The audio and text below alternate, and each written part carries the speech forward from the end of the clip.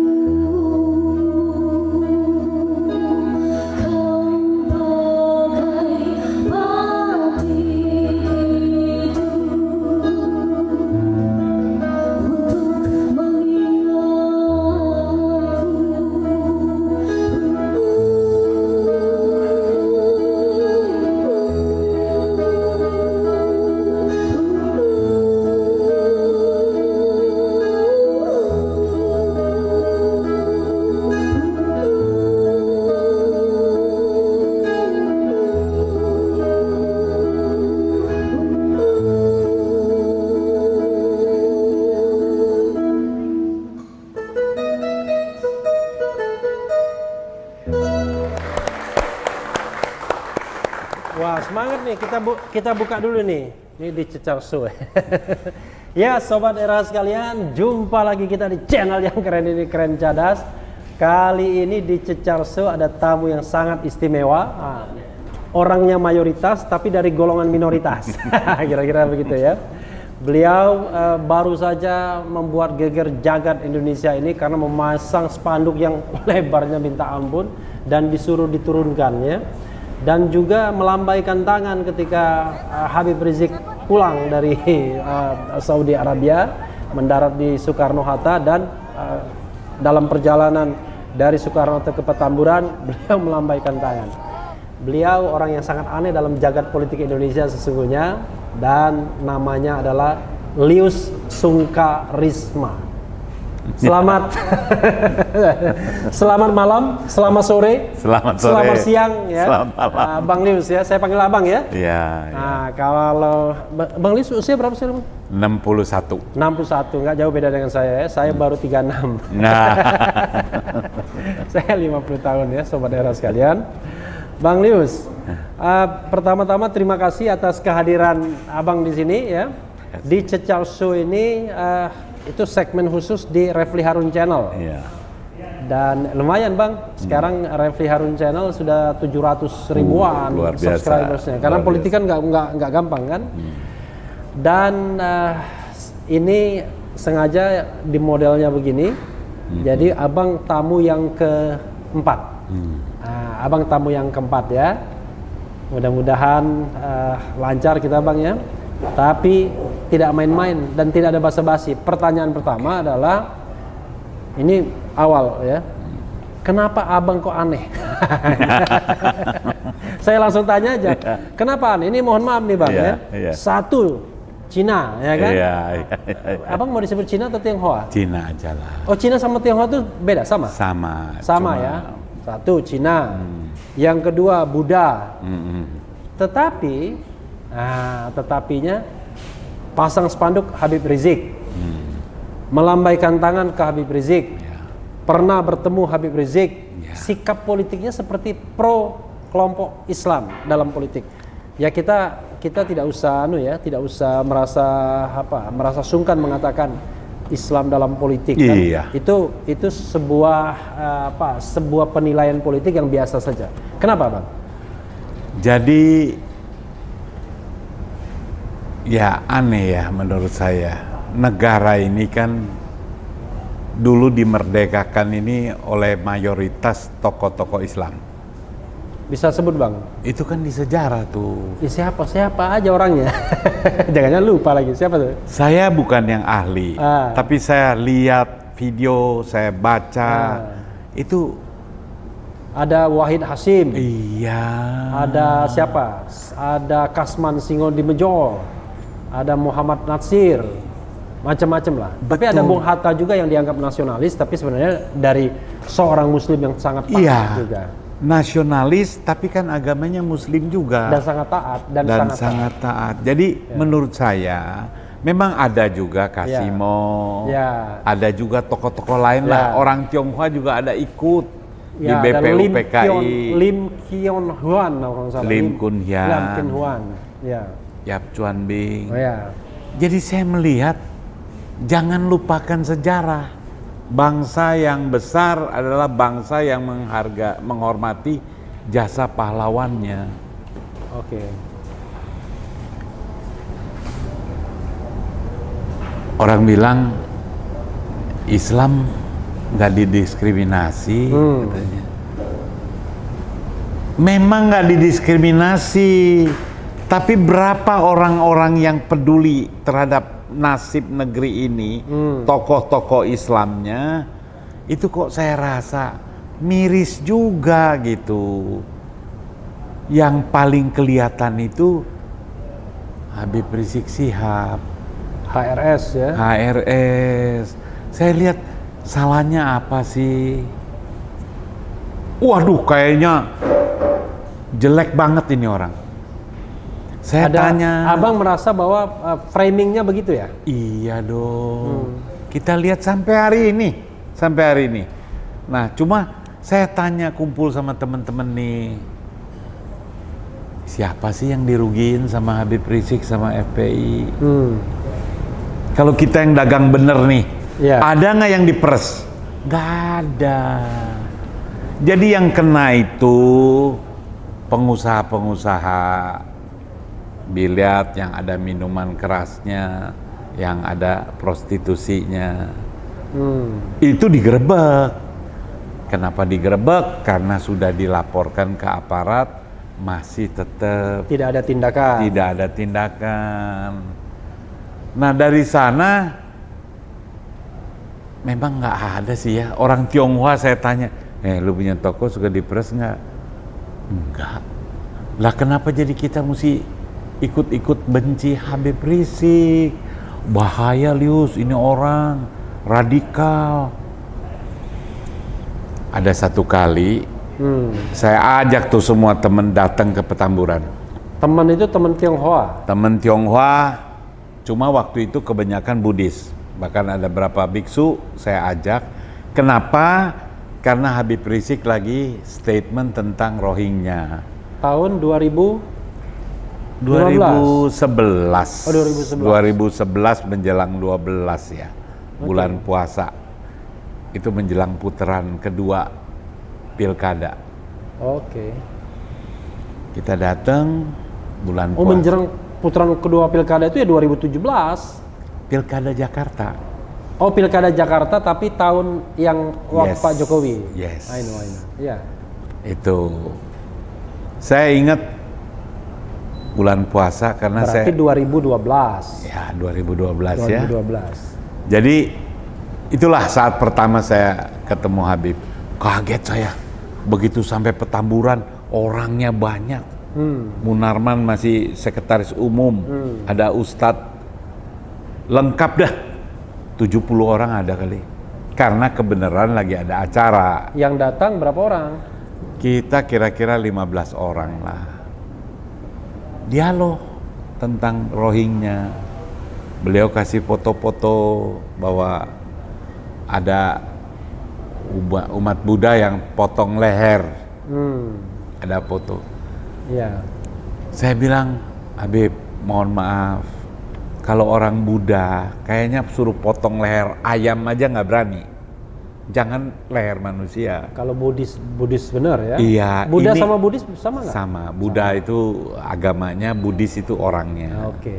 Jadi saya bilang nggak akan ada yang berani potong leher. Jadi kalau di sana ada, itu pasti orang komunis. Oke. Saya bilang. Nah, di luar dugaan saya, Habib kok bisa mengerti. Jadi oke lah kalau gitu. Kalau kita mau perangi yang di sana. Nah, kita lega semua. Nah, itulah awal pertemuan saya dengan Habib Rizik di markas Petamburan. Dan dalam hati saya kok baik ya, bisa diajak bicara, bisa beda diskusi. dengan media framingnya ya? Yes. Karena, bahkan udah mau pulang. Tahun-tahun itu media framingnya preman nih. Oh iya, iya. Lama kita menjelang mau pulang, jangan pulang dulu. Sebentar lagi buka puasa, kita makan sama-sama. Waduh, ini luar biasa. Ramah, kita makan sama-sama. Semua teman saya pada foto-foto. Makan apa? Makan biryani bukan? Saya lupa, yang saya ingat cuma kormanya gede-gede. Kormanya gede-gede. Jadi di situ pertama kenal, mulailah main ke pesantren. Pesantren di Megamendung. Megamendung. Ya. Ada teman dari Kristen, dari Katolik. Nah, itu setelah 212 itu. 212 2016. Berarti 2016 kan dia pergi 2017. Ya. 2016 berarti. 212 Desember kita bikin Man of the Year. Man of the Year Buat Habib Rizik. tahun 2016 itu. Ya, karena yang ngasih siapa? ya ormas-ormas Tionghoa. Waktu see, itu ada Yusuf Hamka. Oke. Jadi sekedar untuk diketahui, Bang Lius Sungkarisma ini juga sobat era sekalian pernah mendirikan partai yang namanya Partai Reformasi Tionghoa Indonesia. Itu Alhamdulillah tahun 99 ya. 98. 98 bentuknya, 99 tidak ikut pemilu. 98 itu. Nah, Silakan, jadi terus. banyak yang mulai beda pandangannya sama Habib Rizik. Di pesantren nggak bilang mewah ya, sederhana. Tapi enak gitu, suasananya enak karena penerimaan dari mulai di bawah yang jaga ramah semua, pada minta foto semua dan dilayani baik. Nah disitulah kita jadi bilang FPI bagus, apalagi dijelaskan semua anggota FPI itu ada kartu anggotanya. Di sana itu dilarang membawa senjata tajam, nggak boleh menganiaya orang. Jadi diatur bener sampai Habib berani kasih guarantee kalau ada anggota FPI yang nggak bener laporin. Bahkan 98 juga ada yang bilang, waduh dulu kalau nggak ada FPI sih kita punya gudang-gudang itu banyak preman-preman yang ya malakin ya, tapi FPI justru yang belain. Oh waktu waktu lagi kerusuhan 98. Oke. Udahlah, makin hari makin cair loh. Jadi Habib itu bukan kita anggap sesuatu yang menyeramkan, bahkan kita selalu menjelaskan ke yang lain-lain. Coba lu kalau ada yang dirugikan oleh FPI dan Habib Rizik, kasih kita. Karena Habib tantang juga. Abang pernah berkomunikasi sama dia waktu Habib pulang? Belum sempat ya? Kalau pulang nih belum nih. Oke, tapi selama dia di Arab Saudi pernah juga? Arab Saudi ya temporary masih WA-an, tapi terakhir kan nomornya ganti-ganti. Saya nggak ikut karena saya termasuk orang yang ya mungkin pertama ya, begitu Pak Prabowo sama Pak Jokowi udah join, saya minta balikin Habib Rizik. Karena menurut saya semua sudah selesai. Apalagi? Nah tapi dahsyat itu. Kita suarakan terus dari di Jakarta, kita ke Solo, ke Jogja, ke Medan, ke Pontianak. Terus kita keliling suarakan balikin Habib Rizik. Pokoknya di acara apa aja saya, kalau ada kesempatan. Bang Lius, yang paling menarik adalah banyak orang ketika merasa dirinya minoritas ya, merasa nggak nyaman berada di sebuah tempat. Ini Bang Lius ini luar biasa nih, seperti Rocky Gerung juga. Ya, nyaman-nyaman saja. Padahal kalau kita pakai spektrum politik kan, ini tengah kanan, tengah kiri. Bang Lius kayaknya santai aja tuh berada di tengah kanan itu. Begini, tahun 85 itu saya itu sudah bergaul waktu itu di Soksi. Oh, Soksi. Sama Suhardiman. Suhardiman ya, Suhardiman SE. Utoyo Usman, Bomer Pasar Ibu. Kita jadi wakil bendahara. Oh di Soksi waktu itu ya? Iya, wakil bendahara pusat. Jadi nggak kaget lagi nih. Soksi itu Sentral Organisasi Karyawan Swadiri Indonesia. Karyawan Swadiri Indonesia. Lawannya Sopsi. Iya Sopsi. Dulu Sentral Organisasi Buruh. Sopsi itu kan PKI. Soksi. Makanya saya juga ikut-ikutan nih. Begitu anti PKI ya ada ikut teriak juga gitu. Jadi waktu Habib bilang asal nggak ada pemerintah tidak memberikan kesempatan PKI tumbuh, eset-eset nggak dikuasain asing-asing, nggak ada penista agama manapun, Habib akan balik ke pesantren. Itu beliau ungkapkan itu waktu kita tanya, waktu ceramah di Masjid Luar Batang, rame itu. Masjid Luar Batang itu yang tempat ada kuburan. Dulu kampung akuarium yang digusur Ahok. Saya ada satu panggung sama Habib.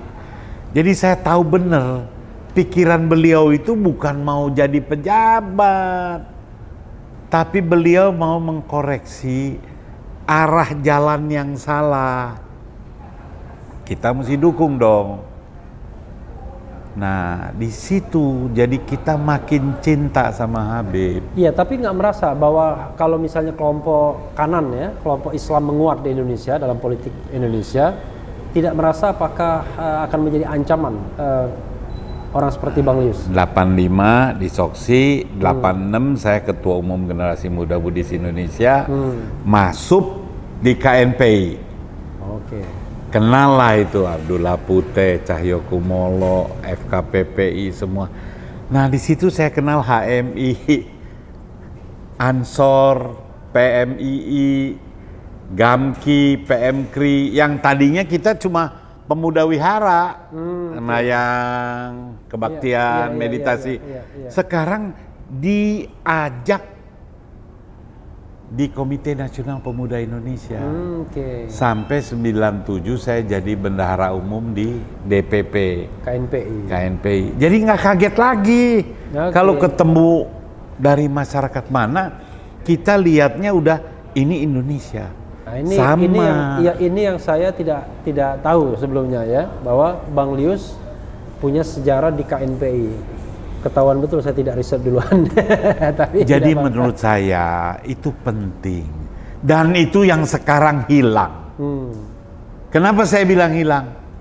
KNPI gedungnya sekarang berantem.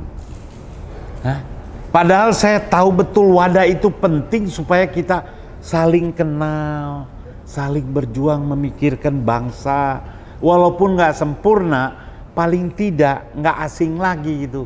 Saya nggak kaget. Dan saya nggak takut kalau Islam berpuasa. Saya nggak ada takutnya.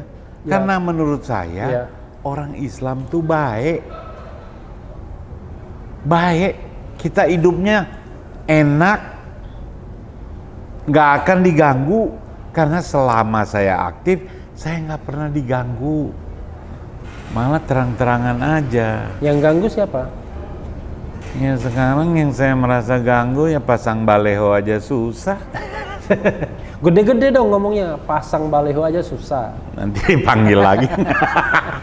Karena saya ini waktu Pilpres, saya kan pendukung Pak Prabowo nomor 2. Jadi kampanyenya itu ya pasti nyerang incumbent kan, nomor 1 Pak Jokowi. Tapi jangan salah dulu, sebelumnya pendukung Pak Jokowi. Oh iya. Sejak 2011. 2011 itu saya orang pertama, bukan Pak JK. Orang pertama menjadi wapres Jokowi. Bukan, yang mendukung. Jokowi jadi gubernur DKI. Itu ada di kompas.com 28 Juni 2011. Andai Jokowi gubernur DKI, karena kita jatuh hati mau gusur pedagang 28 Juni itu hari ulang tahunnya Sandiaga Uno kalau nggak salah. Saya nggak tahu, belum kenal Sandiaga Uno tuh. Cuma saya lagi demo di Gajah Mada yang buruk memperjuangkan larangan parkir 24 jam oleh Foke. Itu tukang parkir minta tolong saya, Pak Lius, ini kita besok mau makan apa nih? Nggak boleh parkir 24 jam tuh pelangnya. Saya bilang lu lawan, lu kan juga logonya DKI. Waduh, lawan gubernur. Saya pimpin tuh tukang parkir tuh 2011, lawan Foke. Nah dalam demo itu saya ada sebut andai Jokowi gubernur DKI. Sampai akhirnya saya bisa ketemu lah. Waktu itu andai itu karena sudah melihat di Solo. Di Solo, saya lihat kok Oke banget. Pejabat ini mau gusur orang itu bisa ngajak makan sampai puluhan kali. Jadi kita jatuh hati nih, andai Foke mau larang parkir itu, tukang parkir diajak ngomong, problemnya diselesaikan, itu kan nggak ada keresahan. Nah, disitulah saya jatuh hati Jokowi, jadi pendukung. Ya, saya balik lagi ke Habib Rizik tadi ya. Kenapa alasannya pasang spanduk berapa itu? 5 kali 8 meter. 5 kali 8 meter di mie ayam makar. Nanti soal makar saya akan tanya lagi. Ya. Damai Bib, damai itu indah. Damai itu indah. I love you Bib. I love you Bib, ya kan? Damai itu indah. Atau damai itu indah, I love you Bib ya. Gede, damai itu indah, di bawahnya itu I love you Bib. I love you Bib. Nah, I love you Bibnya begitu, ada gambar hati. Ada gambar hati. Iya, apa alasannya ya? Oke, tadi kan sudah menyebutkannya, tapi kan alasannya spesifik, tiba-tiba muncul dengan ide spanduk yang gede, minta ampun, dan juga viral di media massa, suruh turunkan. saya nggak tega betul gitu. 3,5 tahun mau pulang susah. Udah pulang, dijemput umatnya begitu bludak, dituduh macam-macam, mau diperiksa polisi, spanduknya diturunin tentara. Ini apa? Karena saya ngerti tentara tuh nggak untuk itu. Iya. Tapi kan orang bilang lu gila lu ya. Tentara lu lawan. Saya bukan lawan, saya ngingetkan. Damai itu indah itu tagline dari tentara. Zaman kodamnya Pak Bibit. Indah, karena setiap tikungan dulu di koramil-koramil di kelurahan ada spanduk. Damai itu indah. Logo Jaya, Kodam Jaya. Itu membekas di otak saya. Lah kenapa sekarang ada tokoh ulama yang kalau menurut saya di tanda petik ya, itu dibikin terlunta-lunta itu 3,5 tahun. Saya nggak tega karena saya bayangin kalau diri itu kena saya, mau pulang nggak boleh, dituduhnya saya overstay, mesti bayar denda, mau bayar denda juga nggak bisa. Ini udah nggak adil, karena saya ingat negara itu harus melindungi segenap tumpah darah. Habib ini warga negara Indonesia, bukan warga negara Indonesia biasa. Pendukungnya banyak, dibuktikan pada saat beliau pulang. Nah jadi sedihnya balehonya mesti turun. Lalu baliho diturunkan, Bang Lius naikkan yang lain. Saya naikkan kenapa? Saya minta izin. Karena kan dibilang ini baleho liar, nggak ada izin. Kita minta izin. Oh ada izinnya? Ada, dari Dispenda. Dan isinya juga saya tahu lah, yang menyejukkan lah. Damai itu indah. Tidak ada provokasi ya? I love you babe. Itu memprovokasi juga supaya orang mencintai Habib. Oh memprovokasi untuk kebaikan? Untuk kebaikan. Juga mengingatkan Kodam itu. Jangan lupa dong tagline-nya. Damai itu indah. Apalagi Habib sudah membuka diri. Dialog. Ya kenapa sih? Susahnya apa sih? Bikin coffee morning, kumpulin tokoh-tokoh yang berseberangan. Nanti Habib kita undang ke sini. Waduh, cakep. Sekalian Pangdamnya juga ada. Nggak, jadi sekalian tuh ada pembicaraan. Mudah-mudahan Pak Maijen Dudung Abdurrahman ya kan mau juga kita undang ke sini kan? Harus mau Pak. Bapak itu tentara. Tentara itu mengabdi kepada negara. Bapak nih dapat panggung kayak gini, harus dimanfaatkan, berikan penjelasan. Udah nggak ada yang jadi kecil lah kalau niatnya baik. Nggak ada yang jadi kecil, datangnya siapa ke siapa itu nggak urusan. Jadi kalau datang di sini bicara bukan jadi kecil. Ini dihargai kenapa? Refli Harun ini salah satu tokoh juga yang selalu. Bang, kalau mau promosikan jangan kesana ke sini. Oh, ke sini ya. Iya bener. Ini bagus juga. Ada yang berani bikin forum seperti ini. Ya resikonya kan ada juga. Kalau penguasa marah gimana? Kepleset sedikit diincar gitu. Itu nggak boleh. Kepleset dinasehatin. Supaya rakyat ini jangan lagi ada rasa takut. Saya pasang spanduk bukan diturunin. Ada yang salah yang mana dibilangin. Kalau kurang diganti. Apalagi sudah ada izinnya. Iya, itu jadi kita senang. Jangan bikin rakyat jadi takut. Anak saya takut. Pak, nggak berani buka dulu dah. Banyak polisi, banyak tentara. Ini kan saya jadi sedih. Iya, sahabat era sekalian, memang kan mengingatkan nih, Bang Lius mengingatkan bahwa tujuan bernegara itu adalah untuk melindungi segenap bangsa. Iya. Jadi mau dia Islam, mau dia Kristen, Buddha, Hindu, Konghucu, semuanya harus dapat perlindungan negara. Betul. Kira-kira begitu. Betul. Dan juga hak untuk berpolitik. sama boleh, beda juga boleh sama pemerintah. Benar. Saya banyak beda. Ya banyaklah kelompok yang masih dukung Jokowi. Saya udah ke Prabowo. Tapi kita tetap berkawan, ketemu nggak masalah.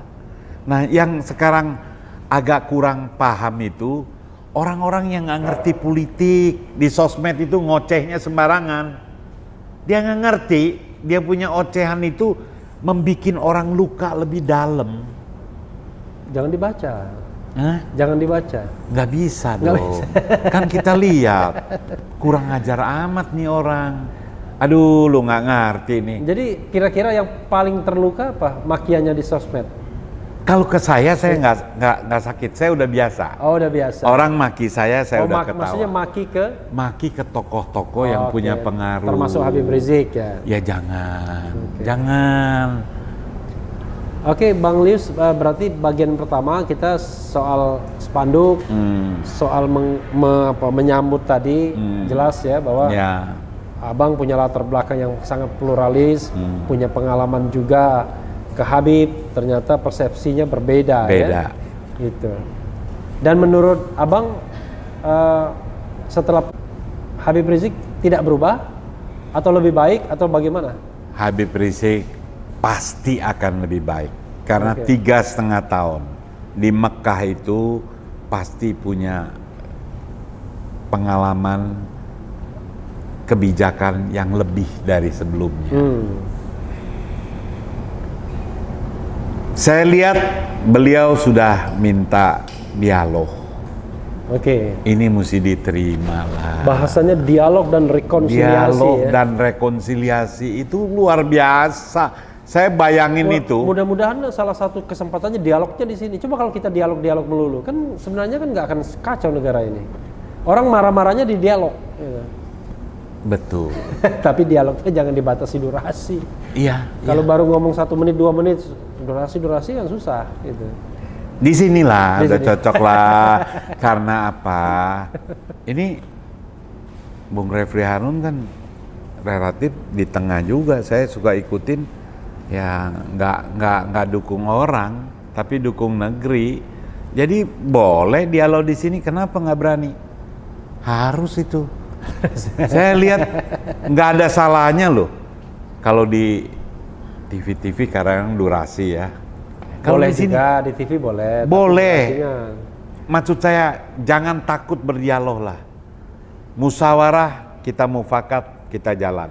Nggak usah dendam-dendaman. Kita punya musuh ini kan kemiskinan, Oke. COVID. Ini kan semua masih problemnya masih sangat banyak. Oke. Jangan buang waktu ribut-ribut. Aduh, baleho, siapa yang mau bikin baleho silakan.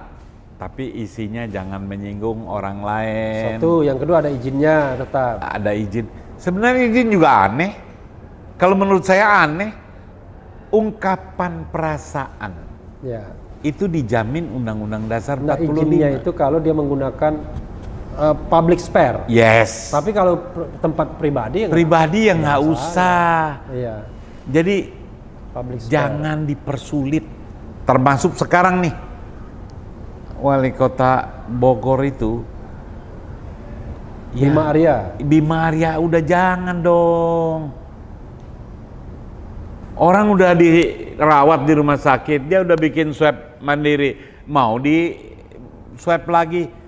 Janganlah menimbulkan kecurigaan macam-macam. Presiden kan udah bilang, itu rahasia, nggak boleh diumumkan hasilnya. Ya udah cukup lah. Jadi, Maksud saya stop. Sobat era sekalian, itu ada kekhawatiran juga ya dalam perspektif Habib Rizik, ada kekhawatiran malah Bukan Habib Riziknya yang khawatir, para pendukungnya juga bilang, waduh, ini mau diapain nih? Udah 3,5 tahun dibikin nggak pulang, sekarang udah pulang, kok kayaknya dicari terus. Jangan, ciptakan suasana yang kondusif, baik, enak itu nanti, cari duit gampang, nggak ada orang marah-marah, susah, ayo kita bantu rame-rame. Aduh, enak betul itu. Karena tokoh-tokohnya semua sudah kumpul. pendukung nomor 1, nomor 2, sekarang udah semua kumpul. Ditambah yang ditahan lepasin itu nangkep orang di sel itu, saya ingat itu Presiden, aduh, Habibie itu bilang penjara itu bukan buat politisi. Ya, buat kriminal. Kriminal, lepas. Kita punya sejarah. Begitu Habibie jadi, semua tahanan politik lepas. Termasuk sekarang yang menjadi politisi dari the ruling party kan, begitu kan? Lepaslah semua. Lepas semua. Kita kongko, kecuali yang korupsi. Ya. Kalau korupsi jangan loh. Yang kriminal. Saya nggak setuju, Ya. kriminal jangan. Tapi kalau yang beda pandangan, beda pendapat, lepas, ajak diskusi, ajak dialog. Oh keren itu. Saya ingin tanya soal makar ya. Makar bukan mie ayam makar. Jadi sahabat sekalian, saya sekalian promosi luar biasa gara-gara kena tindak pidana makar. Ada sekarang mie ayam makar di Gajah Mada ya, tempat Lius Sungkarisma di mana spanduk gede itu ada ya. Nah, Bang, Abang kan kena tuduhan makar. Sampai sekarang masih tersangka kan? Masih. Belum SP3. Iya, dijanjiin Ya, kemarin. Dulu kita ingat betul tuh, luar biasa Abang sampai dijemput di Gajah Mada kan? Ya. Dijemput di Gajah Mada, di Hayam Muruk ya? Ya. Di Hayam Muruk, kemudian di Borgol. Lalu dibawa ke Polda. Itu alasannya kenapa? Tuduhannya kenapa? Memang makar tuduhannya, tapi kejadiannya itu apa? Dibilang kalau dari saya lihat suratnya itu, saya ada di Kertanegara berbarengan dengan hari Egy Sujana orasi. Ya. Sama-sama di Kertanegara. Kertanegara. Ya. Tuduhannya. Ya. Tanggalnya saya lupa ya. Saya bilang polisi saya nggak ada. Tanggal itu saya nggak ada di Kertanegara. Saya lagi sama Mbak Titi di Kemang. Ngapain? Nonton apa? hitung suara. Oh, hitung suara, oke. Hitung suara, Ya. siapa yang menang. Oke. Awalnya kan, kita udah menang. Ya. Tiba-tiba berubah. Itu kita ada di sana. Jadi saya bilang, Pak Polisi ini tuduhannya salah. Tapi nggak tahu ya polisi pokoknya makar aja dah. Oke, ini dari penilaian Bang Lius ya. Tentu kan polisi penegak hukum punya alasan tersendiri. Tapi sempat mendekam di sel juga ya? Aduh, saya juga nggak kepikir tuh. Masa kita cuma dukung calon presiden yang kita unggulkan jadi presiden. Berapa hari? 20 hari ya? 40 hari? 14 hari. 14 hari ya? 14 hari ditahan. Cuma alasannya itu yang saya nggak bisa terima. Pasal yang kena itu kok makar. Makar tuh ancaman hukumannya 20 tahun sampai seumur hidup. Iya. Itu heboh semua. Orang Chinese kaget. Kok Silius bisa makar? kena makar? Padahal bakarnya pun nggak ada makar. Tapi makar betul akhirnya. Ayam makar. Mie ayam makar. Jadi di dalam itu, waduh, betul-betul dah. Sama Egy Sujana ya, satu sel? Egy Sujana sel nomor 2. Oke. Abang? Dia nomor 3. Abang? Saya nomor 2. Sendirian selnya? Sendirian, 2x3. Cuma kita nggak bisa komunikasi karena tembok. Dan itu bukan jeruji gini loh.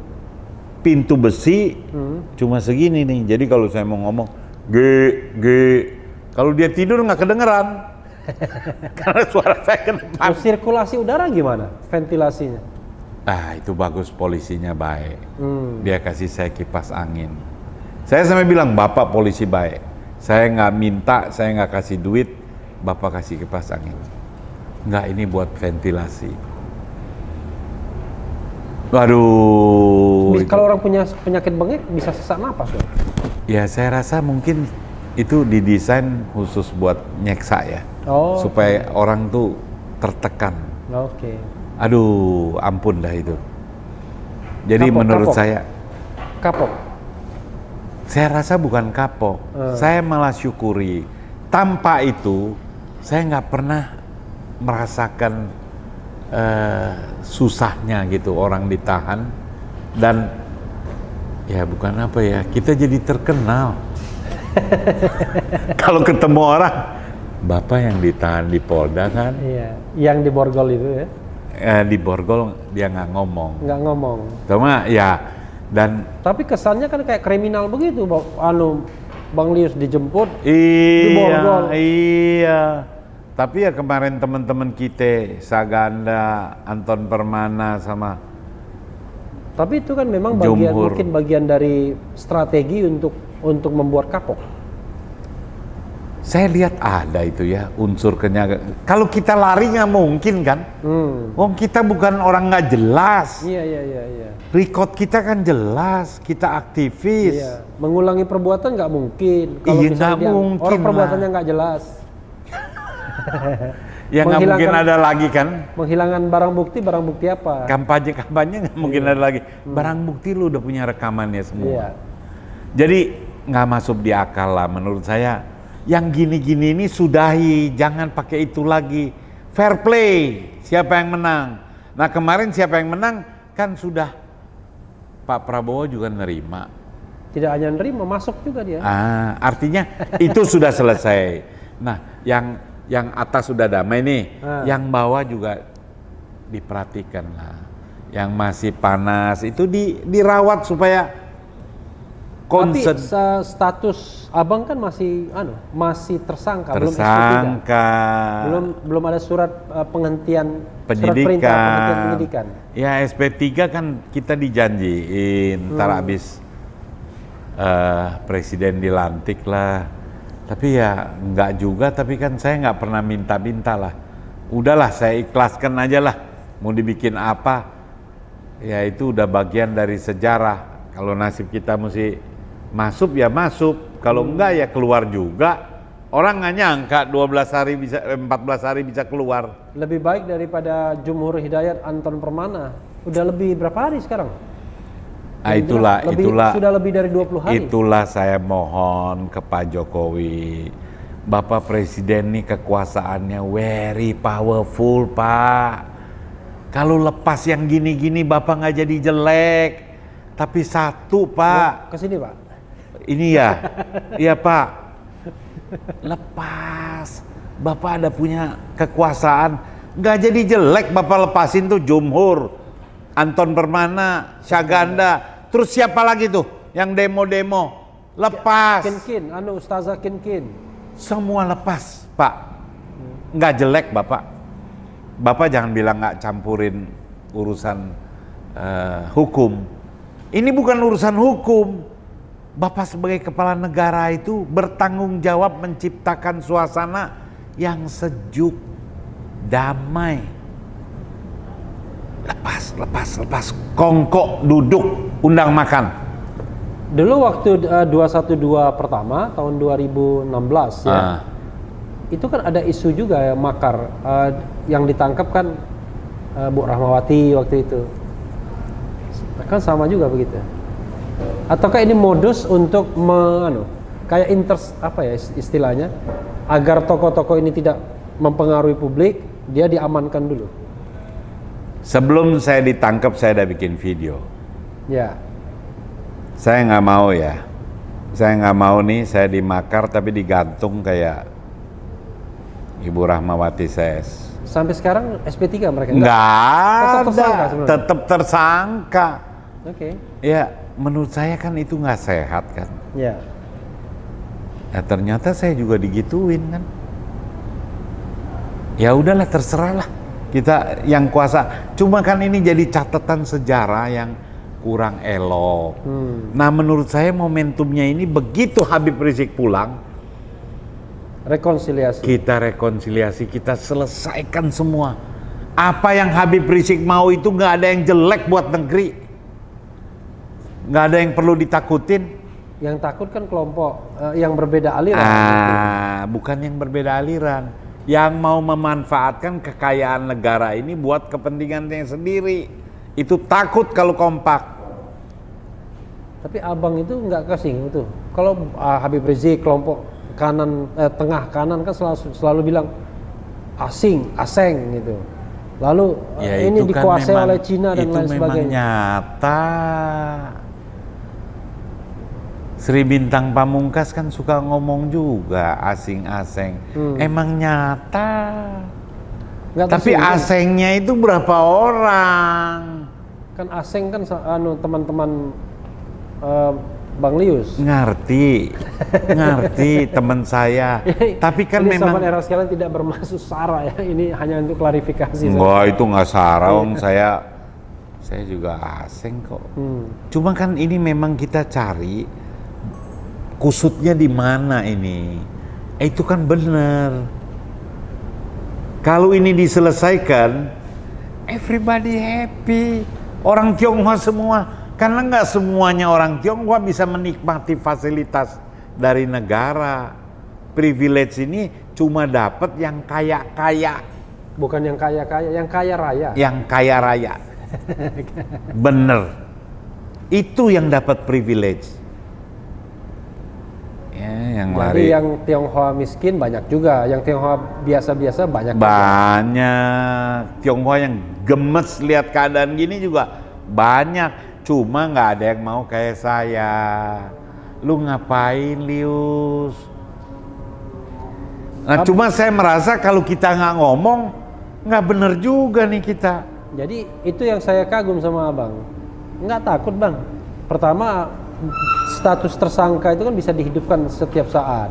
Ngerti. Kalau Kayak kita, ada remote-nya. betul. Abang. Kita kalau ikhlasin aja, udah diikhlasin aja dah. Lu mau apain nih udah. Tapi kita tetap bersuara yang benar. Yang saya suarakan ini kan nggak jelek. Saya mau negeri ini bagus. Makanya karena nggak jelek itulah diundang di sini. Kalau jelek nggak diundang di sini. Makasih. Jadi ya, saya pesenlah semua orang nggak usah takut bersuara. Asal hati kita benar-benar bersih. Oke. Tapi kalau hati kita ini bersuara ada maunya, janganlah, jangan. Tapi kalau yakin bersih nggak ada. Nah ini nanti bagian ketiga nih saya mau tanya nih soal hati bersih dan ada maunya ya. Karena kan orang sangat aneh bang ya. Orang berani mempertaruhkan dirinya ya. Tapi untuk sesuatu yang nggak jelas, nggak punya tujuannya. Orang bilang kan no freelance, tidak ada makan siang yang gratis. Bang Lius ya, Ya. soal mie ayam makar ini ya. Nah ini kan dari sisi manusiawinya. Saya dengar itu punya abang atau punya anak? Itu sebetulnya anak. Anak, ya? Anak saya kebenaran bisa bikin mie, Ya. bisa masak mie. Nah, kebenaran dia tunarungu.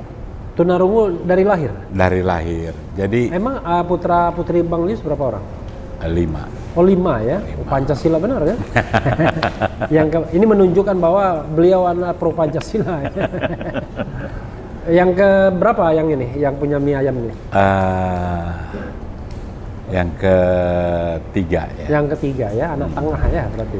Jadi Anak tengah tuh Arjuna. ya Arjuna kan anak tengah. ah, 5, Pandawa 5. pas saya ditangkap, waduh, itu saya rasakan betul itu susahnya kalau orang nggak punya uang. Karena saya ditangkap tanggal 20 Mei. 20 Mei ya, sehari sebelum demo besar-besaran 21-22 Mei. 21 itu masuk ratusan orang ditahan. Yang demo-demo itu ya? Waduh, dimasukin di 3 blok ratusan. Nggak gabung sama? Nggak gabung, kita Nggak cuma dengar suaranya. Oke. Suara dia, Ya. doa, saya lihat semangatnya, Ya. militansinya, wah ini kuat. Nah, itu ya kadang-kadang kalau kita ngopi, kita belinya ekstra 110, 111. Jadi kita beli juga yang buat di sana. Kebenaran di Polda itu ada tukang pop mie, kopi. Nah, situ saya merasa tuh Saya ya kebenaran kalau uang masih punya lah ya. Tapi yang di sana itu kelihatan kalau masih punya uang. Bentuknya kelihatan kalau masih punya uang. Saya cuma lihat, nanti gua keluar ini gua mesti bikin warung makar. Oh jadi pas di penjara itu ya? Yes. Itu di sel lah ya. Di sel itu saya bilang keluar mesti bikin warung makar. Warung makar, tapi warung makarnya nggak kebayang mie ayam ya, pokoknya warung makar aja. Karena anak saya bisa, kita jualnya itu 15.000, pakai ayamnya. Ini ayam sekalian kampung. Promosi ya. Pakainya ayam kampung, jadi bukan cari untung, tapi semangatnya itu okay. Buat orang bisa menikmati mie yang enak tapi murah. Oke. Dan anak saya happy aja. Dan halal ya? Halal ya? Itu wajib saya bilang. Oke. Di semua restoran warung kita itu nggak boleh ada. Nanti kalau Habib Rizik mendengar ini, mudah-mudahan beliau mampir tuh di warung ayam makar ini ya. Nah itu sih, ya mudah-mudahan lah. Saya yang mau ngundang itu Mbak Neno dulu, teman saya nyanyi. Oh, ganti presiden. nyanyi lagu apa? Ganti presiden. Dulu lagunya waktu partnya Bang Lius kayak apa? Pokoknya ada yang mencekik kita gitu ya. Na gitu ya lagunya. Luar biasa. Itu di handphone saya rekam terus itu. Oke. Ya nanti Sobat RH ya, kita tunjukkan tuh partnya Bang Lius ketika nyanyi ganti presiden, dan itu sudah bagian dari masa lalu, jadi nggak perlu baper lagi kan? Nggak usah. Jadi itu sejarah, itu tapi peristiwa. bisa saksofon juga kayaknya, saksofon bukan saksofon, saksofon juga. Gaya doang atau gimana itu? Ada lagu? Ada lagu apa? Lagu Sontoloyo kalau nggak salah. Sontoloyo. Itu Pak Hasim ketemu saya dipikir saya pemain betul. Hasim Joy Hadikusumo. Iya begitu. Padahal itu pura-pura doang. Ya Ahmad Dhani lah. Oh, nanti kita tampilkan juga ya gaya Lius Sungkarisma ketika nyanyi ganti presiden dan main saksofon. Sontoloyo. Itu kenangan indah lah, ya? nggak bisa dilupakan. Jadi bukan kenangan buruk itu. Indah dong. Nggak dipersekusi waktu itu. Ya kan kalau udah sampai dituduh makar kan udah pol itu. Udah yang lain itu udah nggak berasa. Udah top gitu ya. Ya, Bang, ini bagian terakhir ya. Kita sudah ngomong tentang Habib Rizik dan pluralisme tadi. Kenapa kok cinta Habib Rizik? Kita juga sudah ngomong mengenai apa tadi ya? Mie ayam makar dan makar. Soal cerita makar dan mie ayam makar. Nah, bagian ketiga itu saya ingin ngomong soal begini. Seseorang itu kan melakukan sebuah tindakan itu pasti ada motivasinya. Ya. Apalagi kalau masalah politik, no freelance. Sebenarnya abang tuh mau ngapain sih? Itu pertanyaannya. Ini banyak pertanyaan dari teman-teman. Iya. Soalnya gini, loh kalau hidup santai-santai, dagang seperti teman abang kebanyakan, kan enak kan? Mohon maaf ya, kayak cali luit. Cali cuan ya. Kenapa nggak begitu aja? Ya justru saya terbalik ya. Saya bersyukur Tuhan kasih kehidupan saya dari kecil ya nggak pernah susah-susah banget gitu. Jadi sampai kelaparan nggak pernah ya? Nggak ada lah, nggak ada cerita susah. Nah jadi saya pikir ini Tuhan berikan gini, kita harus berbuat sesuatu, membantu banyak orang tanpa harus kita jadi pejabat. Karena memang nggak ada dream saya jadi pejabat. Potongan ada sih kalau potongan. Jahitannya kurang. Oh jahitannya kurang. Jadi saya lebih senang apa yang dibutuhkan oleh masyarakat ini kita suarakan. Oke. Itu selalu yang saya, ada ketidakadilan kita bunyi. Ada penindasan kita lawan. Soal hasil ya gimana lah. Tapi kita sudah berbuat. Oke. Jadi saya nggak pernah menyesali. Jarang nih orang-orang kayak begini ya. Itu namanya idealis. Banyak yang nanya, Lius lu mau apa sih? Kayak orang main golf kan ada hole-nya. Yeah. Lu mau apa? Mau hole in one atau Iya, saya bilang saya nggak pernah. hole in 10. Saya nggak pernah berpikir tentang saya harus jadi apa. Yang saya mau nih masyarakat ini semuanya hidupnya tenang dulu dah. Jangan udah susah, nggak tenang, takut. Nah, itu nggak boleh. Nomor satu tenang. Damai itu indah tuh jadi terekam sama saya. Kenapa saya suarakan Habib itu karena ini ada yang nggak adil. Kok orang baik gini dituduhnya macam-macam. Itu saya bersuara. Kenapa saya ikut demo tukang parkir, larangan parkir tahun 2011. Itu kejemur-jemur saya sampai beli mobil pakai sound system itu khusus memperjuangkan tukang parkir yang nggak boleh parkir 24 jam. Dan sekarang ini Gubernur Anies kasih parkir satu baris. Aduh, hati kita lega. Artinya perjuangan berhasil. Saya ingat ya beberapa kali, saya pernah jarang sih kita di televisi ketemu, tapi ada sekali saya lihat Bang Lius termasuk orang yang banyak mengkritik Gubernur Basuki Cahayapurnama alias Ahok. Aduh, kalau itu bukan saya kritik, itu teman saya juga. Saya ditanya Pak Jokowi, Pak Lius, saya dari daerah nggak tahu siapa yang cocok dampingin saya. Itu Pak Jokowi telepon. Oh, telepon saya. Luar biasa. Saya nggak pernah ditelepon Pak Jokowi. Oh, waktu itu kan baru mau nyalon jadi gubernur DKI. Ditelepon. Saya bilang Ahok, Pak. Jadi kalau saya kritisi Ahok itu karena setelah jadi beda. Mulutnya nyakitin rakyat. Ibu saya tangkap, maling. Emang tanah bapak moyang lu? Waduh, kok enak kali lu ya. Lu jadi pejabat kok ngomongnya begitu. Jadi saya kumpul sama teman-teman lawan Ahok.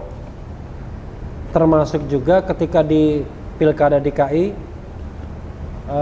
Bang Lius berada di kubu Anies Baswedan kan? Anies Baswedan. Nggak nyesel sekarang Anies jadi gubernur? Nggak nyesel karena memang biasanya orang itu kadang-kadang setelah mendukung menyesal, enggak ya? Nggak menyesal. Oke. Biarlah dia bekerja, kita lihat. Kalau dia nggak bener, baru kita kritik. Sejauh ini bener nggak? Saya lihat masih imbang ya. Masih imbang. Tapi luar biasa tuh hambatannya. Apa yang dia bikin salah. Menurut saya jangan dulu, kasih waktu. Kecuali dia nindas rakyat. Oh, dia korupsi. Kita lawan. Kalau nindas rakyat nggak punya potongan? Enggak lah. Kalau korupsi potongannya? Anies terlalu baik. Kalau korupsi? Kalau korupsi saya lihat Anies bukan orang yang ngiler sama duit. Dikasih duit itu. Ini saya ngomong begini karena Anies itu satu angkatan dengan saya di UGM. Jadi kalau dia korupsi, saya juga kecewa. Oh iya dong, kita juga marah. Saya juga pasti demo. Kalau ada bau-bau ke situ ya. Saya berani guarantee kalau korupsi enggak lah. Ini orang terlalu hati-hati. Itu. Terlalu hati-hati kan karena disorot terus kita kan diincar. Ada bagusnya. Tapi kan dia terus berkarya kan. Dia nggak pusing tuh. Mau dibilang apa dia terus. Aduh, kalau kadang-kadang. Tapi gini Bang, ada kesan ya orang yang kontra sama Presiden Jokowi itu akan memuji Anies ya. Kita frankly speaking aja. Persoalannya kenapa sih kepada pemerintahan Jokowi Abang kuat kritiknya sampai sekarang? Tapi Gubernur Anies Baswedan, Abang sepertinya memuji gitu. Ya, karena saya sampai hari ini belum lihat kekeliruan yang fatal. Dari Anies? Dari Anies. Kalau Pak Jokowi sebetulnya saya juga nggak pernah musuhan sama Pak Jokowi. Wong saya yang dukung kok dari Jakarta. Iya. Bahkan saya berani ngomong saya yang duluan bilang. Iya. Andai Gubernur DKI Jokowi Gubernur DKI ketika mendemo Foke. Demo Foke soal larangan parkir. Ya. Itu ada 28 Juni 2011 di kompas.com. Yang tadi yang hari kelahirannya Sandiaga Uno itu. Oh, itu hari kelahirannya. Kalau nggak salah nanti kita cek ya sama-sama. Nah, saya sama Jokowi nggak pernah saya kritik. Tapi waktu Pilpres memang saya bilang Kamsia Jokowi. Cukup 1 periode. Kamsia itu terima kasih. Terima kasih. Ya. Karena ibarat saya cukuplah. Dan menurut saya kalau ilmu tuh udah mentok. Nggak bisa lagi jangan ditambah lagi. Makanya saya pindah ke Pak Prabowo. Tapi begitu Pak Prabowo bisa nerima Jokowi dan akur, sekarang saya bersuara bukan kritik dia. Harapan saya yang berkuasa sekarang jangan masih kebawa seolah-olah kita ini masih musuhan. Itu yang saya suarakan. Kita udah selesai. Jangan anggap Habib Rizik musuh. Jangan anggap Lius musuh. Kita nih bersuara. Itu sikap abang ya? Iya. Nah, kalau dikaitkan dengan kepemimpinan ke depan, bagaimanapun kan ada harapan. Biar konkret kepada Sobat Era sekalian, misalnya nih, seorang Lius Sungkarisma diberikan kewenangan untuk nunjuk pemimpin-pemimpin Indonesia ya hari ini. Nah, kita pengen tuh skenarionya, siapa yang jadi presiden, siapa jadi wakil presiden, bukan yang sekarang nggak masuk lagi kan, the dream team 2024. Nah, siapa yang menjadi menteri apa terserah, karena sepanjang atau sependek pengetahuan kita mengenai portofolio itu kan belum tentu kita paham semua kan. Ya. Gimana Bang? Kalau saya lihat ya gini, kejauhan kalau kita bicara 2024. Ini sekarang nih 2020 nih, Jokowi berkuasa, rekonsiliasi, jalanin. Nah, kabinetnya ditata. Ditata atau diganti, di reshuffle? Di reshuffle ya ditata lah, yang nggak pantas geser. Jangan takut-takut, kekuasaan ada sama Pak Jokowi. Di sana juga ada Pak Prabowo. Misalnya yang nggak pantas itu siapa misalnya? Ya yang pasti yang udah kena korupsi jangan lagi kan. Oh iya, itu sudah mengundurkan diri itu kan? Udah mengundurkan diri. Kelihatan lah, nanti kalau perlu kan jangan beliau sendiri, beliau harus berani menyerap aspirasi masyarakat. Kalau saya sih ya, ini bukan karena hostnya Bung Refli ya, kayak Bung Refli, langsung besar kepala saya. Terus Riza Ramli, Gatot Nurmantio, ini orang-orang yang harus direkrut, ditambah nih, ya yang lain-lain dicari. Ini abang tidak sedang bermimpi kan ini? Bukan ngimpi loh. Saya bilang kelamaan kalau 2024. 2024 tuh terlalu pagi kalau sekarang kita bahas. Tapi kalau yang di depan mata 2020 Desember. Ini udah hari yang harus mereshuffle orang-orang yang nggak kerja. Kan bisa dilihat kan, suruh masyarakat cek. Saya nggak mau. Saya ada pertanyaan yang menggelitik. The problem is di presidennya kah atau di pembantu presidennya kah? Kalau problemnya di presidennya, misal ini mohon maaf ya, ini namanya juga diskusi akademik kan. Kalau masalahnya di presidennya ya siapapun pembantunya nggak akan nendang gitu. Karena the problem is di leadernya sendiri. Nah, berani nggak menilai? Problemnya di leadernya atau di pembantunya? Kalau saya sampai lihat momentum ini jangan disia-siakan. Habib Rizik kembali 10 November. Hari Pahlawan. Itu Hari Pahlawan. Ya. Nah, tapi yang dihadapi Habib Rizik ini kan keterlaluan. Kalau menurut saya nggak manusiawi lah. Seseorang yang 3,5 tahun mau balik nggak bisa balik. Begitu nginjak tanah air, terus problemnya sampai hari ini, terus sampai balehonya aja nggak boleh itu. Jadi kaitannya apa tadi? Antara the leader atau the assistant? Itu boleh kita ngomong pada saat kemarin. Iya. The leader atau the assistant. Iya. Tapi kalau sekarang ini mesti dream team. Pak Jokowi harus membangun dream team baru.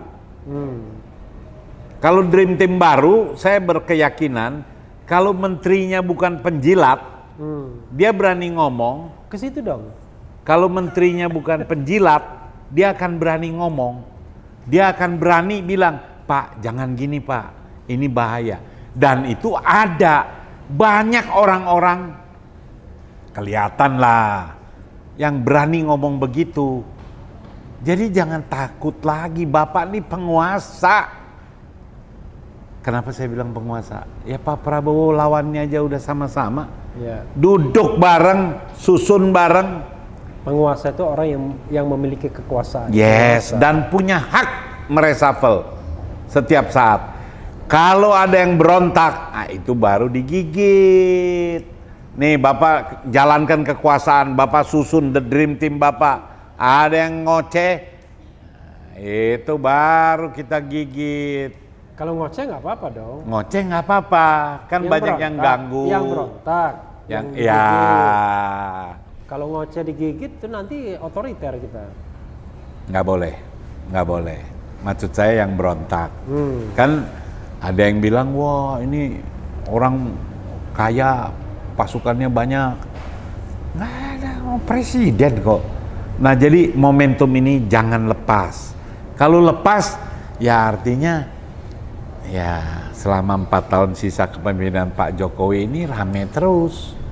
Nggak selesai Habib Rizik. Aduh, soal Habib Rizik ditangkap lah.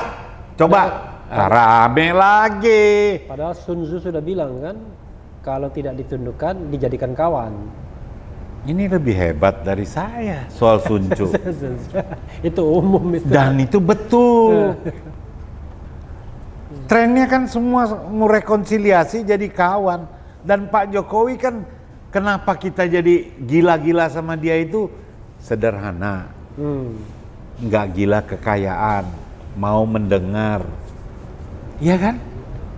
Itu dipanggil Pak, dirangkul semuanya, ajak ngopi bareng. Kumpulin nih orang-orang yang peduli terhadap kemajuan bangsa. Ajak bicara. Itu beres ini, kita negara kaya kok. Bang Lius, terakhir nih ya. Dua dari terakhir ya. Terakhir kan nanti closing statement. Ini kan Bang Lius ini pasti banyak bergaul dong di lingkungan teman-teman Tionghoa ya. Saya tidak tahu sejauh mana pergaulan itu misalnya sampai ke pengusaha tingkat atasnya ya. Kan? Aspirasi golongan Tionghoa seperti apa sih sebenarnya? Orang Tionghoa ini kan memang Tionghoa atau Cina sih? Jangan sebut Cina. Kalau buat saya boleh. Oke, Tionghoa ya. Tionghoa. Makanya dulu Abang bikin partai Reformasi Tionghoa Indonesia. Kalau encek-encek ini dengar Cina, sakit hati dia. Kenapa? Karena dulu ada seminar Angkatan Darat itu kan memang merubah sebutan Tionghoa jadi Cina. Yang konotasinya adalah merendahkan. Kalau buat saya disebut apapun nggak jadi rendah. Oke, itu kayak di Malaysia atau di negara Singapura menyebut orang Indonesia Indon ya. Kira-kira gitu. Atau negro kalau di tujuan di nyebut Serikat, itu ada konotasi merendahkan. Makanya kalau ditanya saya sebut Tionghoa, tapi kalau buat saya Cina juga nggak apa-apa. Orang sebut serius Cina nggak masalah. Tapi kalau untuk umum, Tionghoa itu basicnya dagang. Oke. Jadi kalau soal politik ini, dia pokoknya ikut yang berkuasa. Oke, sudah pasti begitu ya? Pasti. Siapapun yang berkuasa. Siapa yang berkuasa dia patuh. Yang penting dia aman, damai. Bisa dagang. Jangan ribut-ribut. Ribut nggak bisa dagang. Itu aspirasi politiknya. Nah, kalau kan banyak kan, ke nomor 1 sumbang, ke nomor 2 juga sumbang, cuma jumlahnya lain. Banyakan ke nomor 1 atau banyakan ke nomor 2? Dia lihat mana nih yang mana yang peluang menang. Peluang menang. Makanya kalau orang-orang Tionghoa itu dagang dan banyak yang hobi judi kan. Ya, karena bagian dari melatih insting katanya. Jadi dia bikin taruhan tuh. Lu pegang nomor 1 atau nomor 2. Gua fur lu. Fur 1, fur 2. Jadi menurut saya 2024 itu udahlah, orang Tionghoa pasti dia dagang, pasti dia akan pilih yang terpilih. Kira-kira bakal menang. Kalau dia ragu, dia pegang 2. Sama ini baik, sama ini baik. Itu udah stylenya begitu. Nah, itu udah watak dasarnya, nggak bisa diapa-apain lagi. Nggak bisa. Kalau yang kayak saya memang jarang. Kalau saya lihat, pikir ini, tapi nggak benci sama lawan kita nggak benci. Sama Pak Jokowi ini, saya pertama ketemu itu ya 2011, sampai gubernur ketemu, jadi presiden juga ketemu, nggak ada rasa benci. Kita cuma pengen beliau jalan tuh sesuai dengan apa yang dia janjikan. Kalau belum, ya beliau juga kan akui kan, dari berapa yang dia mau jalanin, nggak jalan. Tapi sekarang mau bilang apa? Tapi oke, banyak yang belum direalisasikan ya. Tapi kan yang paling mengkhawatirkan adalah suasana kebebasan sipil. Seperti inilah ya, kayak interview podcast seperti ini, bukan tidak ada konsekuensinya kan? Salah terpleset sedikit, sel tahanan menanti Itulah kita. yang menurut saya ini yang harus dirubah. Kepemimpinan Pak Jokowi yang sisa 4 tahun ini harus menciptakan rasa aman nyaman buat semua aktivis dalam rangka menyampaikan pandangan dan pikiran. Nggak usah takut, Pak. Bapak kuat, Bapak bener, pasti makin hebat. Ya kalau nggak bener, robah dong. Kan nanti dicatat dalam sejarah juga, Bapak tukang nangkepin aktivis kan juga jelek. Ingat loh, besok Bapak juga jadi rakyat biasa loh. Tidak hanya ini, tapi catatannya dunia akhirat. Nah, itu jadi maksud saya, udahlah, momentum 2020 ini kita jadikan momentum bangkitnya kembali bangsa ini dengan merangkul semua kekuatan, semua potensi, tanpa melihat latar belakang suku, agama, dan ras. Dia mau orang apa, jangan dia bilang, wah ini musti Jawa, musti, nggak ada lah. Negeri ini dibangun bukan karena untuk suku, untuk agama tertentu. Siapa aja yang bagus, tarik. Oke. Nah, saya rekomendasi itu. Oke. Ini, itu yang lain juga ada. Boleh, nggak apa-apa. Terbuka aja, dibuka. Jangan, aduh, tahu-tahu muncul. Ini belum pernah lihat nih. Ini siapa nih? Tahu-tahu ditunjuk jadi menteri ini, kita nggak jelas ini siapa ya, track recordnya apa gitu. Ini kan mesti jelas. Ini bukan dagang. Ini urus negara, mesti yang paham. Ngurus 250 juta rakyat ya. Yes, mesti paham kebatinan kenapa negeri ini berdiri. Itu. Terima kasih. Ya, Sobat Era sekalian. Itu tadi dicecar dengan Lius Sungkarisma, banyak yang sudah disampaikan. Sekali lagi ini forum demokrasi, forum ilmiah ya, tidak ada maksud untuk mencaci maki. Kalaupun ada yang keras itu adalah kritik, dan kritik itu vitamin atau sehat bagi demokrasi. Yang penting tetap di channel ini, karena di channel ini Anda akan dirayu, ditipu, dicecar, diuber di jalur lurus. Karena channel ini adalah channel yang mengancam, memeras, dan membenci. Jangan lupa subscribe, like, comment, and share. Ciao.